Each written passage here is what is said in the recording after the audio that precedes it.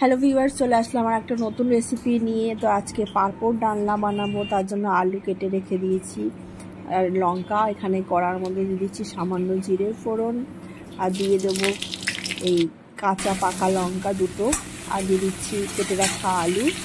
ভালো করে আলুটা ভেজে নিচ্ছি।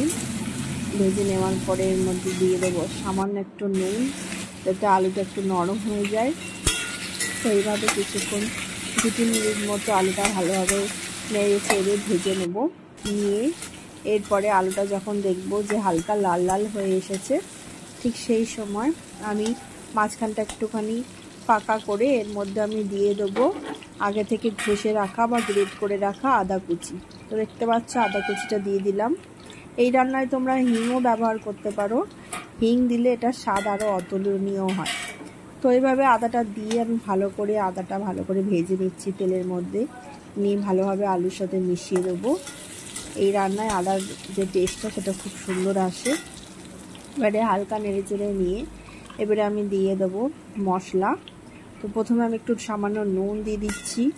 নুন দিয়ে একটু নেড়ে চেড়ে নিয়ে আমি এর মধ্যে দিয়ে দেবো সামান্য একটু হলুদ গুঁড়ো আর একটু কাশ্মীরি লঙ্কার গুঁড়ো।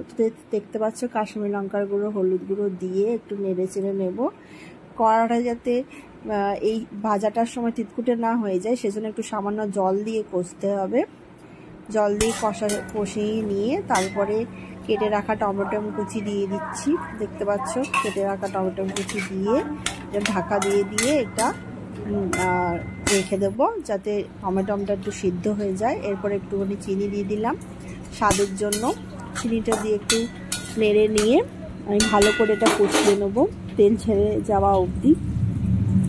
এবারে এর মধ্যে দিয়ে দেবো সামান্য একটু ধনেপাতা কুচি। তো প্রথমে একটু ঢেকে রেখে দিলাম, এবারে আমি ধনেপাতা কুচি দিয়ে দিচ্ছি। দিয়ে আবার একটু নেড়ে চেড়ে নেব।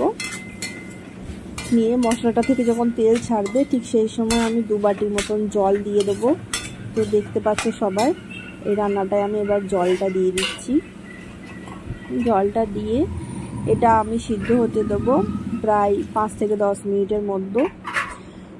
এবারে আমি দেখতে পাচ্ছ জল দিয়ে এটাকে ফুটতে দিলাম। ফোটা যখন শেষ হয়ে গেছে তখন আমি এর মধ্যে দিয়ে দিলাম ভেজে রাখা জিরে গুঁড়ো। আর ভেজে রাখা জিরে গুঁড়ো দিয়ে আলুটা সিদ্ধ হওয়ার পরে আমি পাঁপড়গুলো হালকা নরম হয়ে আসলে গরম মশলা পাউডার দিয়ে দিলাম। দিয়ে একটু নেড়ে চেড়ে দিচ্ছি। দেখতে পাচ্ছ তরকারিটা আর একটু ঝোলটা একটু কমে আসলে তরকারিটা নামিয়ে নিতে হবে সামান্য গোলমরিচের গুঁড়ো ছড়িয়ে।